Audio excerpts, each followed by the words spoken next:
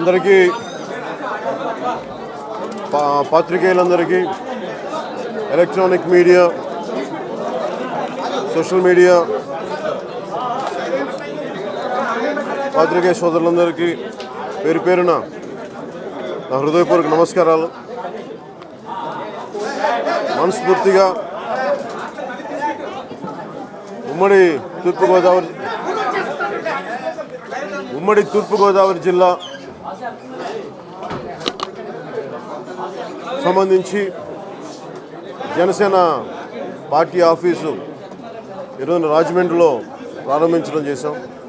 దానికి ఇది మొదటి పాత్రికేయ సమావేశం. ఇది ఎలక్షన్లు అయిపోయిన వెంటనే ఇక్కడ రైతు గిట్టుబాటు ధర లేదని చెప్పి కాకినాడలో ఆ రోజు రైతు సదస్సులో పాల్గొన్నప్పుడు ఆ రోజు నిర్ణయం తీసుకున్నాం.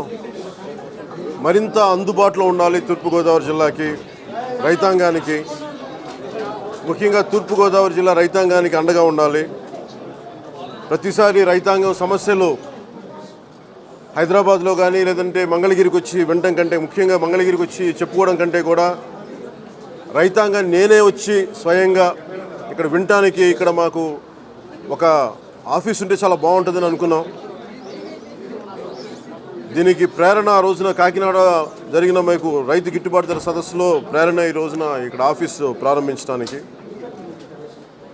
రిపీటెడ్గా అన్నం పెట్టే రైతు కన్నీరు పెట్టడం, వారి గిట్టుబాటు ధర లేకపోవటం, సకాలంలో వాళ్ళకి డబ్బులు వేయకపోవటం, ఒకవేళ డబ్బులు వేసినా కానీ 5-6 నెలల తర్వాత కూడా ఇంకా డబ్బులు రాని పరిస్థితి, అకౌంట్లో డబ్బులు ఉండి కూడా బ్యాంకుల్లో అధికారులు కూడా మేము రోజుకు 10,000 తీసుకోండి, 20,000 తీసుకోండి, 1,70,000 బ్యాంకుల్లో చూపిస్తున్నప్పటికీ కూడా, వాళ్ళ అకౌంట్లో చూపిస్తున్నప్పటికీ కూడా వాస్తవంగా డబ్బులు తీసుకోవాలంటే మటుకు బ్యాంకులో డబ్బులు లేవని చెప్పి దాన్ని కూడా తాత్సారం చేస్తూ తీసుకొస్తా ఉన్నారు.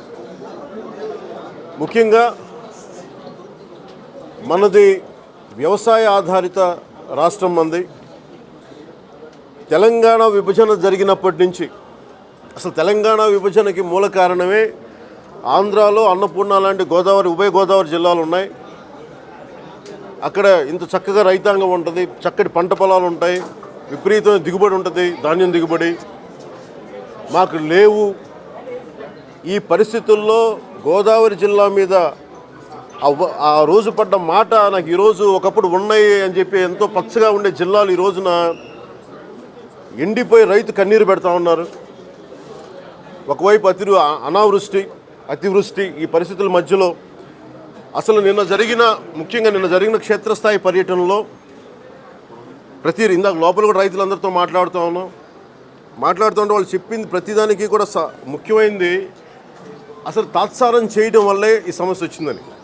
పంట చేతికొచ్చి సకాలంలో అసలు వ్యవసాయ అధికారులు సకాలానికి రాకపోవటం, వ్యవసాయ శాఖ మంత్రి కానీ ప్రభుత్వం సంబంధించిన వ్యక్తులు కానీ ఎవరు త్రికరణ శుద్ధిగా పనిచేయకపోవటం, ముఖ్యమంత్రి అసలు క్షేత్రస్థాయి పర్యటనలో అట్లీస్ట్ ఆయన రాకపోయినా కానీ కనీసం బలంగా ఉండి చేయించడం, రిపోర్ట్స్ తెప్పించుకోవడం, ఇవన్నీ చేయకపోవడం వల్ల ఈ రోజున ఈ పరిస్థితికి దాపురించింది.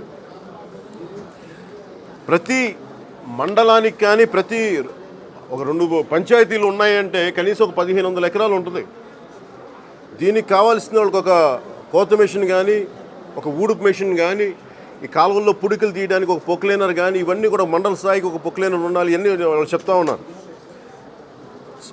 దీనికి ఈరోజు వాళ్ళందరూ అడుగుతున్న రైతుల లోపల చెప్తుంది అంటే మాకు రుణమాఫీలు అవసరం లేదు, మాకు ప్రతి పంటకి ఒక 25,000 పావల వడ్డీతోటి మాకు రుణం ఇప్పించండి చాలు, మాకు ఇది చేస్తే మేము ఎవరి మీద ఆధారపడము, 10 మందికి పెట్టేవాళ్ళం తప్ప మేము అకారణంగా మేము తీసుకునే వాళ్ళం కాదు. ఈ రోజున మేము కష్టపడి ఒళ్ళొంచి పొలం పని చేసేటప్పుడు యాక్సిడెంట్లు జరిగి కాళ్ళు ఇరగొట్టుకొని, చేతులు ఇరగొట్టుకొని, ఒకసారి ఆ బరువులు మొయ్యలేక వెన్నెముకలు ఇరిగిపోయి ఈ పరిస్థితుల్లో కూడా మళ్ళీ గిట్టుబాటు ధర లేక, లేదంటే సకాలంలో మీకు అధికారులు ఎవరు స్పందించట్లేదని రోడ్ల మీదకి వచ్చి మళ్ళీ వాళ్ళ మీద లాఠీ చార్జ్, ఏదన్నా ఎంఆర్ఓ ఆఫీస్కి వెళ్ళి కానీ లేదంటే మనకి ప్రభుత్వ అధికారుల ఆఫీసులకి వెళ్ళి ఏదన్నా వినతి పత్రం ఇద్దామంటే కూడా కారణం లేకుండా తీసుకెళ్ళి వాళ్ళకి ఈవినింగ్ దాకా పోలీస్ స్టేషన్లో కూర్చోబెట్టి స్టేషన్ బెయిల్ ఇచ్చి పంపిస్తూ ఉన్నాం.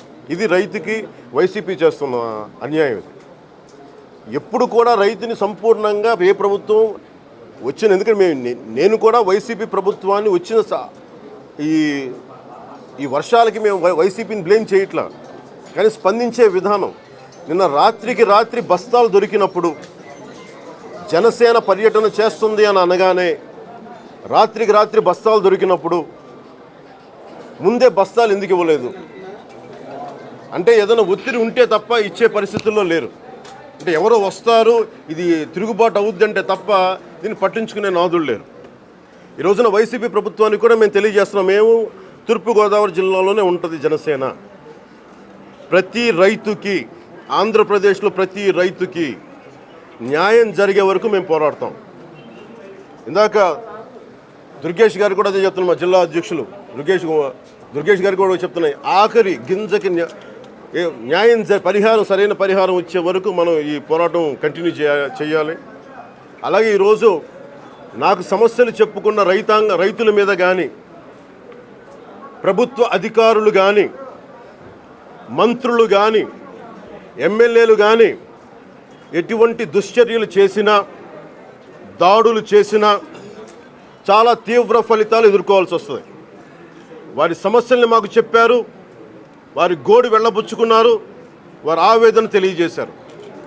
వారి ఆవేదన తెలియజేసినందుకు ప్రభుత్వం కానీ, పోలీస్ శాఖ కానీ అన్నం పెట్టే రైతును కనుక వేధిస్తే, వారి మీద దాడులు చేస్తే, లాఠీ చార్జీలు జరిగిస్తే చాలా తీవ్ర పరిణామాలు మీరు ఎదుర్కోవాల్సి వస్తుంది. వైసీపీ ప్రభుత్వానికి నేను తెలియజేస్తున్నాను, రాజమండ్రి నడిబొడ్డు నుంచి చెప్తున్నాను, రైతుని మీరు వారి సమస్యలను తెలుసుకోండి, సాల్వ్ చేయండి. అంతేగాని సమస్యలు చెప్పుకున్న వారి మీద మీరు పోలీస్ కేసులు పెట్టినా, బైండ్ ఓవర్ కేసులు పెట్టినా, ఏమి చేసి వారిని హింసించినా ఈ సమస్య మరింత తీవ్ర రూపం దాలుస్తుంది తప్ప తగ్గదు.